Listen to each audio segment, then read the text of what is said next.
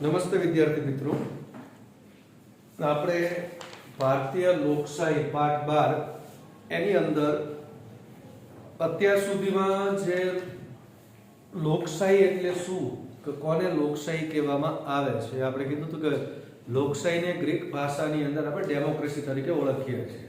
Demos એટલે લોકો અને ક્રેટો એટલે સત્તા, એટલે કે લોકોની સત્તા તરીકે આપણે ઓળખવામાં આવે છે. એ ઉપરાંત બીજું એ કે લોકશાહીની અંદર ચૂંટણી જે છે મહત્વની બાબત છે, અને બીજું કે લોકમત કેળવવું, પોતાને જે પાર્ટી હોય, પક્ષ હોય, અપક્ષ હોય, કે એમણે જ્યારે લોકમત કેળવવું હોય તો એના માટે એને કરેલા જે કાર્યો જે છે લોકો સમક્ષ લઈ જવા પડે.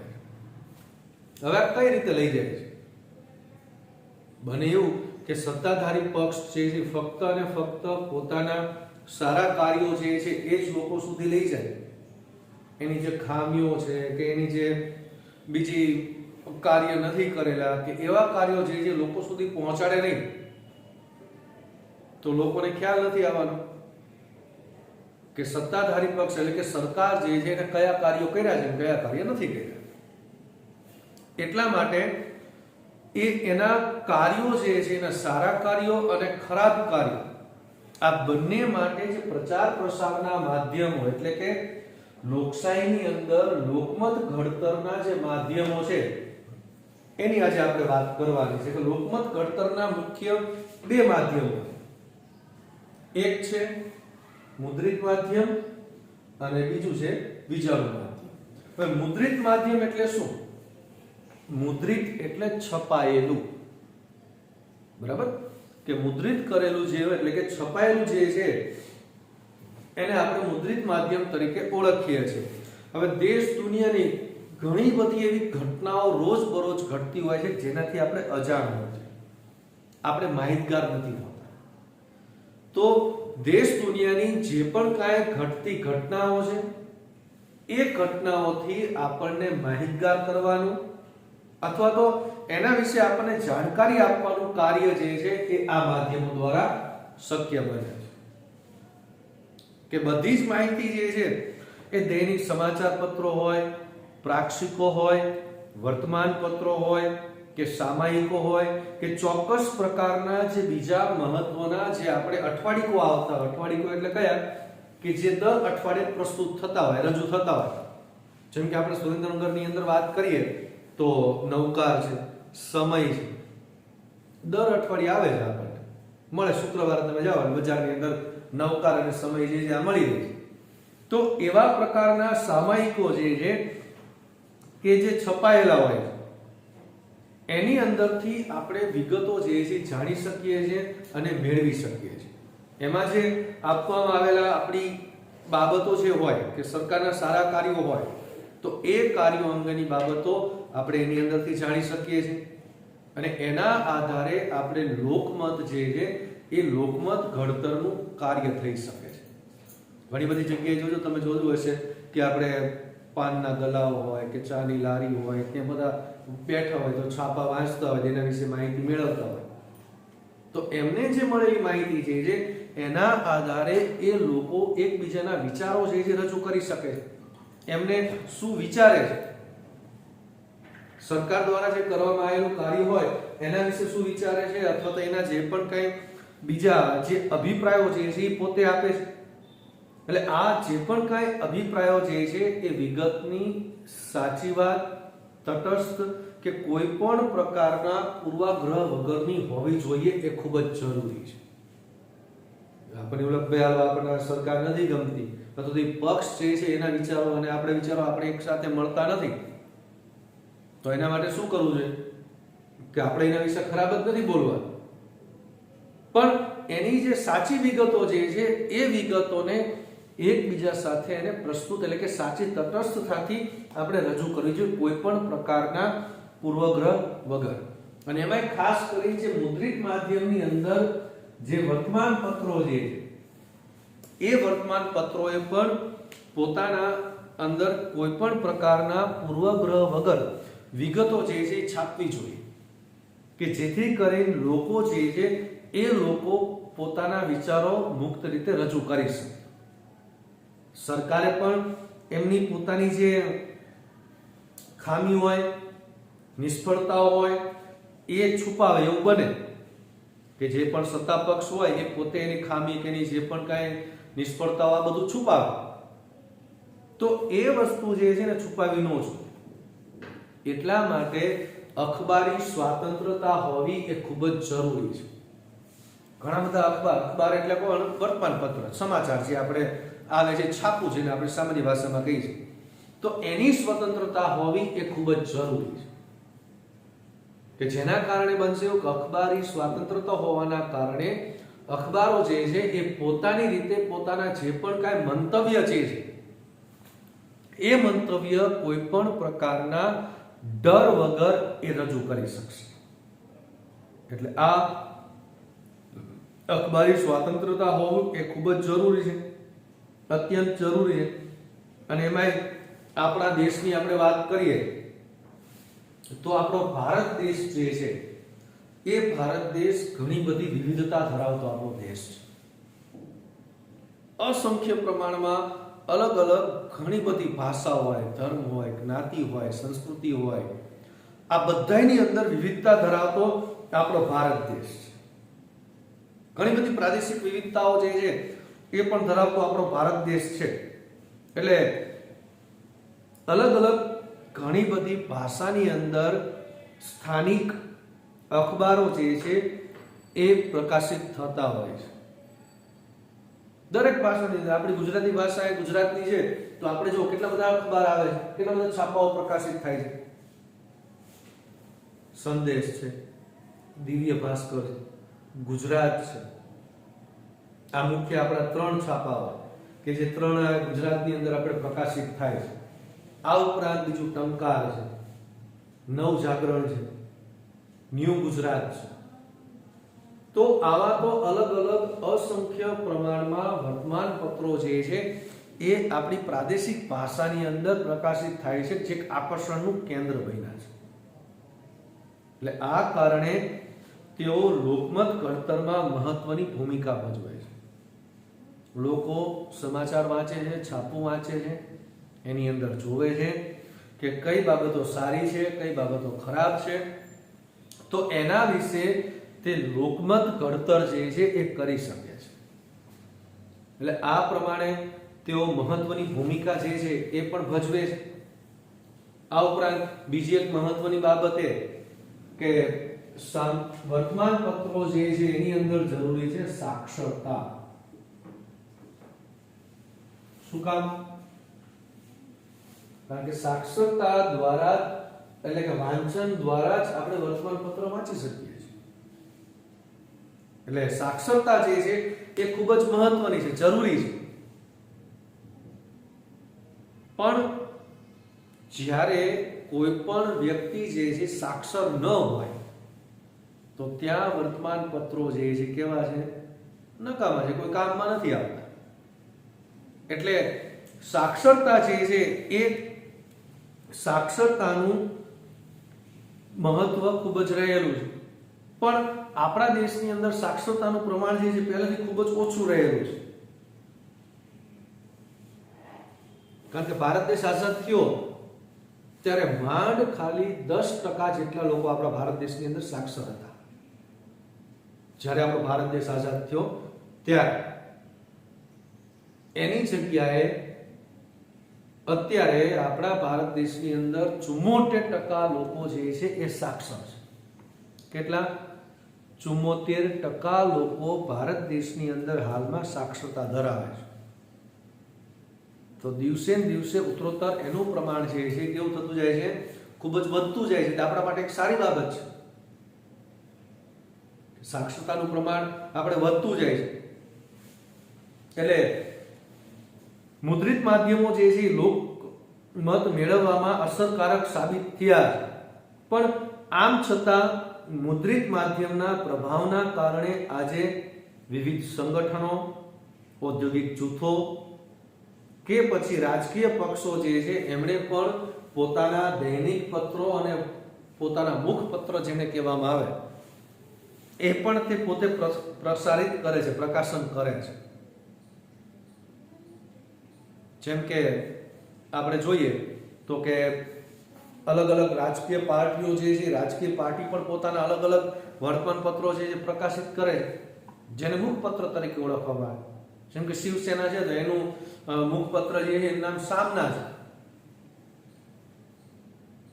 કે દરરોજ એનું સામના નામનું વર્તમાનપત્ર જે છે પ્રકાશિત થાય છે. એટલે આવા એ પણ કરતા એટલે સરકાર દ્વારા અનેક પ્રકારના સામાયિકો માહિતી આપતા અંકોનું પણ પ્રકાશન કરવામાં આવે છે. એટલે આ આપણે વાત કરી મુદ્રિત માધ્યમની. હવે વાત કરીએ વિજાણુ માધ્યમ. વિજાણુ એટલે ઇલેક્ટ્રોનિક્સ. વિજાણુ માધ્યમ એટલે ઇલેક્ટ્રોનિક્સ માધ્યમ. હવે વિજાણુ માધ્યમની અંદર કોનો સમાવેશ કરવામાં આવે છે એની વાત કરીએ તો કે રેડિયો, ટેલિવિઝન, ફિલ્મો એટલે કે સિનેમા, ડીવીડી, વીસીઆર, સીડી, આવા તમામ પ્રકારના જે પણ કાંઈ સાધનો જે છે એનો આપણે વિજાણુ માધ્યમની અંદર તરીકે ઓળખવામાં આવે છે. હવે વિજાણુ માધ્યમ જે છે એ દ્રશ્ય અને શ્રાવ્ય માધ્યમ છે. દ્રશ્ય અને શ્રાવ્ય માધ્યમ એટલે શું? દ્રશ્ય એટલે જોઈ શકાય તેવું અને શ્રાવ્ય એટલે સાંભળી શકાય તેવું. એટલે દ્રશ્ય અને શ્રાવ્ય આપણા માધ્યમો છે. હવે જ્યાં નિરક્ષરતાનું પ્રમાણ ઓછું હોય ત્યાં ખૂબ જ વિજાણુ માધ્યમો જે છે તે અસરકારક સાબિત થાય છે. અને એમાં પણ આપણા ભારત જેવા દેશની અંદર કે જ્યાં નિરક્ષરતાનું પ્રમાણ ખૂબ જ ઓછું છે, નિરક્ષરતાનું પ્રમાણ જે છે ખૂબ જ વધુ છે, તો એવા વિસ્તારોની અંદર વિજાણુ માધ્યમો જે છે ખૂબ જ અસરકારક છે. કારણ કે હમણાં જ આપણે વાત કરી કે મુદ્રિત માધ્યમોની અંદર સાક્ષરતા જે ખૂબ જ જરૂરી છે વાંચવા માટે, પણ અહીંયા વિજાણુ માધ્યમની અંદર આપણે જોવાનું છે, સાંભળવાનું છે. એટલે સાક્ષરતાનું એટલું બધું પ્રમાણ હોવું જરૂરી નથી. એટલે જ્યાં વધારે પ્રમાણમાં નિરક્ષરતા છે ત્યાં આ માધ્યમો જે છે ખૂબ જ અસરકારક સાબિત થાય છે. રેડિયો હોય, ટેલિવિઝન હોય, એનું મહત્વ ખૂબ જ જોવા મળે.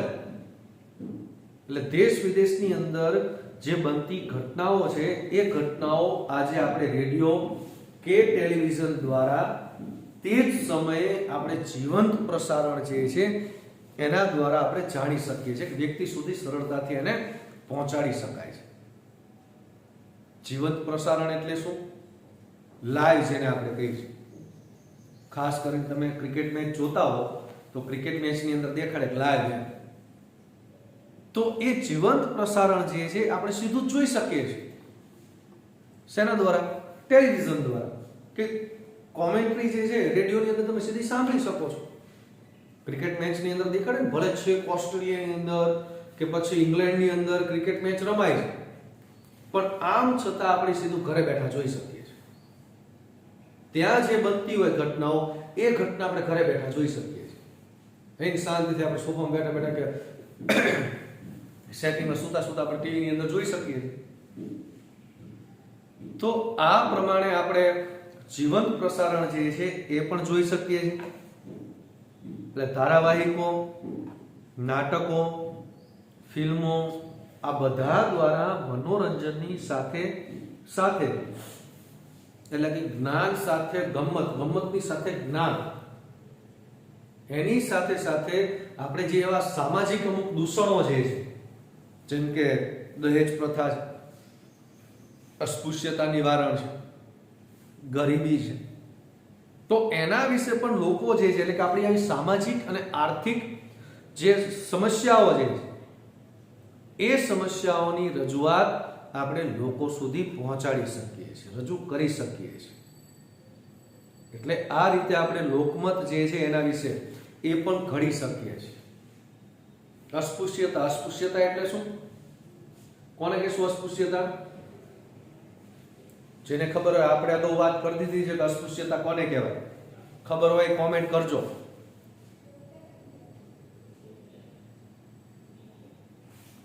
કોમેન્ટ કરજો, હમણાં જોઈ લઈશ.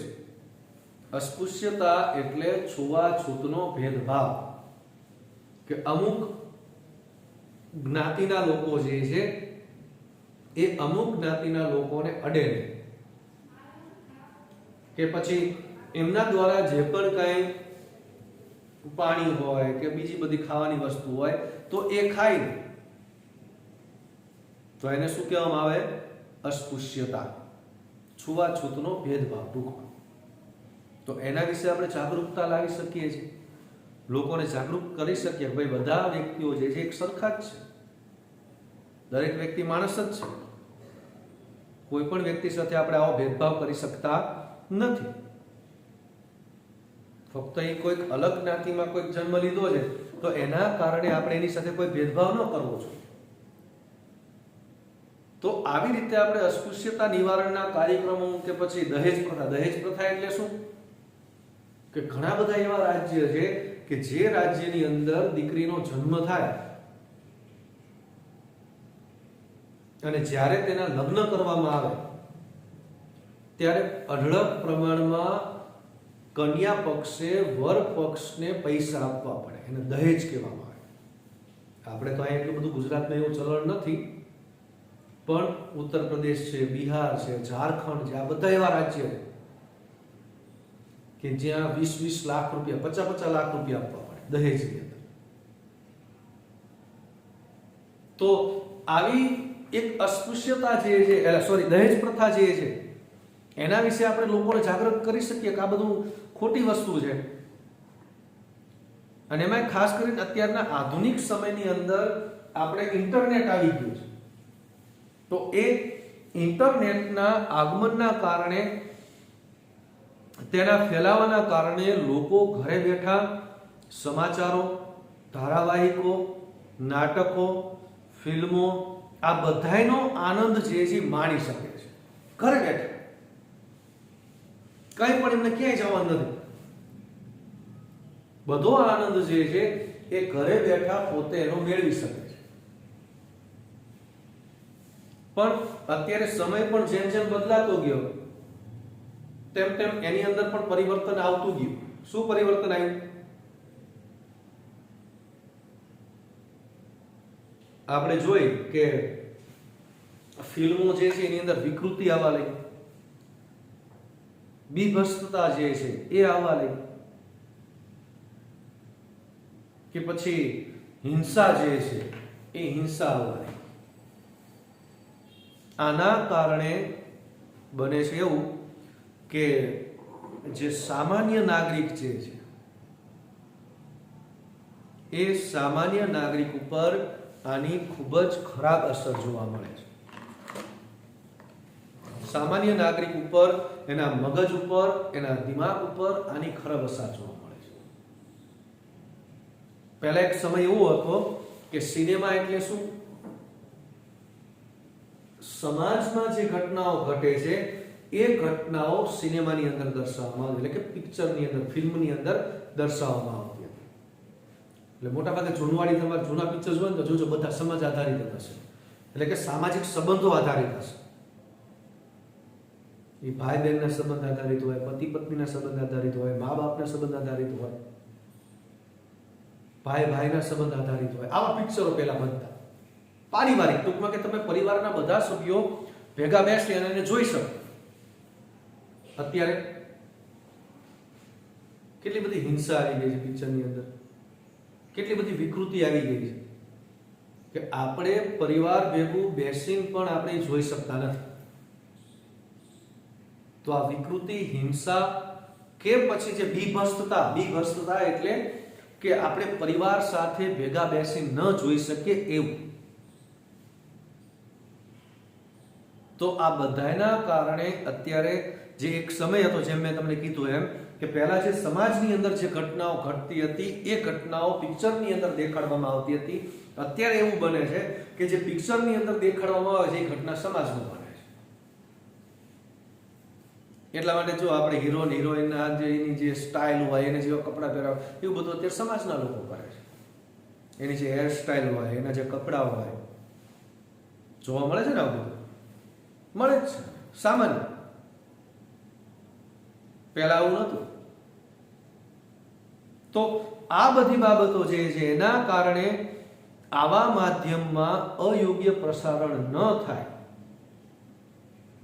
તેના ઉપર યોગ્ય નિયંત્રણ મુકાય એ ખૂબ જ જરૂરી છે. વિજાણુ માધ્યમની અંદર પ્રસારિત થતી જે આ બીભત્સતા છે, હિંસા છે, એવા દર્શાવતા કાર્યક્રમો ઉપર રાજકીય સંગઠનોએ, સ્વૈચ્છિક સંસ્થાઓએ આંદોલન કરવું જોઈએ.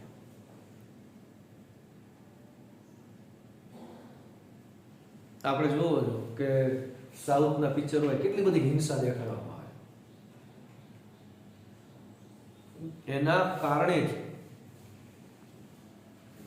કારણે જ સમાજની અંદર ગુનાખોરી જે છે એ વધવા લાગી છે. સમાજમાં ગુનાખોરી જે છે એ ખૂબ જ વધી રહી છે. તમે જો અત્યારે હત્યા કરવી કે પછી કોકને મારવો, આ બધી બાબતો છે એક સામાન્ય બની ગઈ. કોઈને સિરિયસલી લે હવે એક છાપું, કદાચ તમે વર્તમાન પત્ર વાંચતા હોય તો એક દિવસ એવો ન જાય કે એની અંદર મારામારીના કે હત્યાના બનાવ ન બનેલા હોય. ત્યાં સુધી આખી આ ક્રૂર બની ગયું છે કે એક કોઈક નાગરિક કહેવાય ને કે જે વ્યક્તિ એક છોકરો હોય તો એના બાપાનું ખૂન કરી નાખે, મમ્મીનું ખૂન કરી નાખે. તો એના ઉપર પ્રભાવ કોણ પાડે છે? આ સિનેમા. પહેલા એવું કહ્યું કે સિનેમા એ સમાજનો અરીસો છે. અત્યારે સમાજ સિનેમાનો અરીસો બની ગયો છે. તો આના ઉપર અંકુશ મૂકવો જરૂરી છે. તેના માટે જે રાજકીય સંગઠનો છે, સામાજિક સંગઠનો છે, સ્વૈચ્છિક સંગઠનો છે, એમણે આંદોલન કરવું જોઈએ. સ્વૈચ્છિક સંગઠનોને આજકાલ ટેકનોલોજી એટલી બધી ઝડપથી વધી રહી છે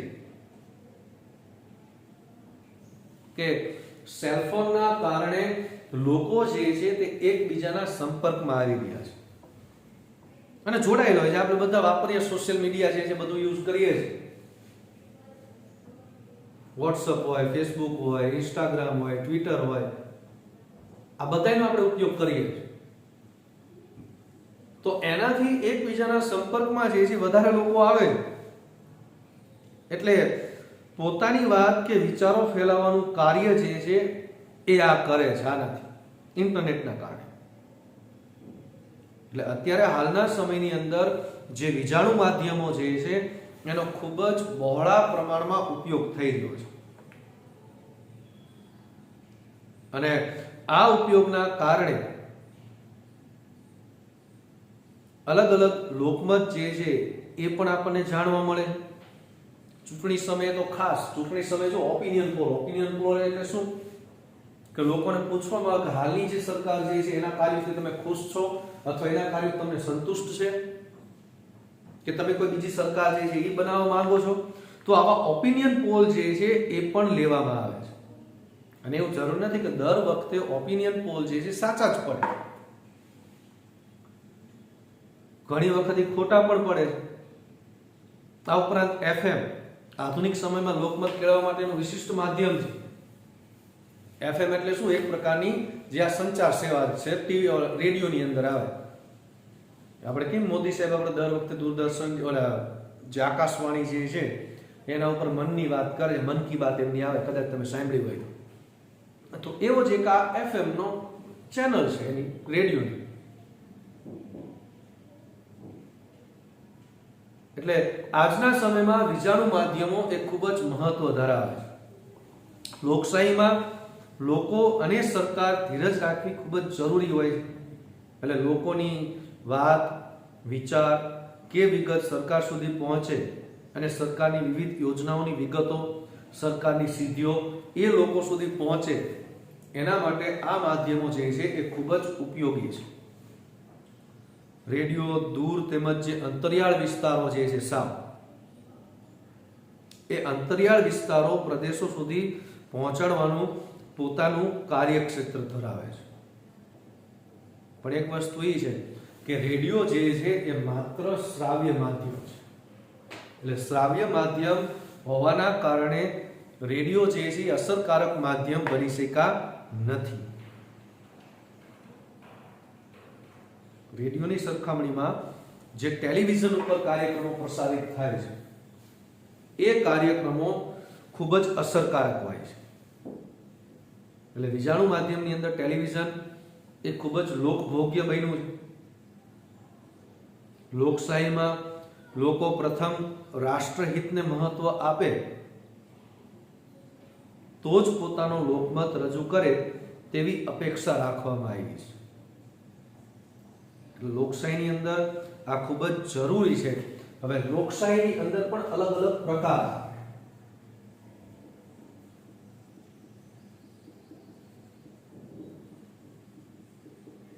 જેમાં પહેલું સંસદીય લોકશાહી અને બીજું પ્રમુખ્ય લોકશાહી.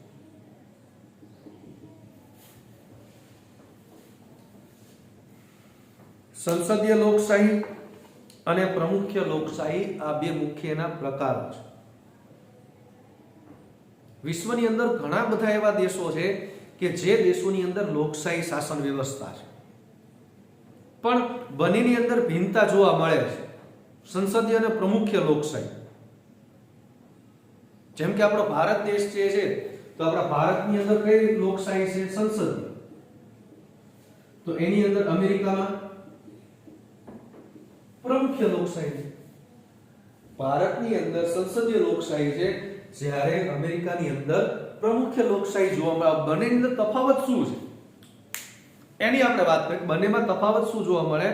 તો સંસદીય લોકશાહીની અંદર આપણા દેશની અંદર જે સ્વીકારવામાં આવી છે કે જેમાં લોકસભામાં સૌને સ્પષ્ટ બહુમતી મળે. જે પક્ષને લોકસભામાં સ્પષ્ટ બહુમતી મળે તેને સરકાર બનાવવાનું આમંત્રણ જે છે રાષ્ટ્રપતિ આપે છે, અને રાષ્ટ્રપતિ જે છે એ વડાપ્રધાનની નિમણૂક કરે છે.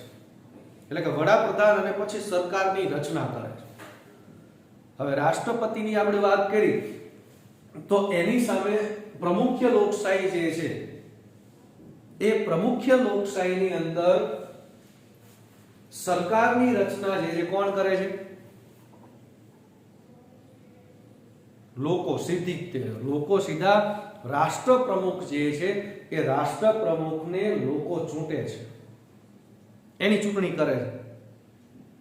એટલે સંસદીય સરકાર લોકસભાને સંપૂર્ણપણે જવાબદાર હોય છે કે જ્યાં સુધી સરકારને લોકસભાની અંદર બહુમતી મળે છે ત્યાં સુધી સભ્યોનો વિશ્વાસ હોય તો ત્યાં સુધી સરકાર પોતાની સત્તા ઉપર રહી શકે છે. જ્યારે પ્રમુખ્ય લોકશાહીની અંદર સરકાર જે છે એ સીધા જ લોકો દ્વારા ચૂંટવામાં આવે, એટલે રાષ્ટ્રપતિને સીધા લોકો ચૂંટે છે. એટલે દુનિયા અને અમેરિકા આ બધા અમુક દેશોની અંદર પ્રમુખ્ય લોકશાહી જોવા મળે છે. બરાબર, આટલું આપણે રાખીએ. અસ્તુ.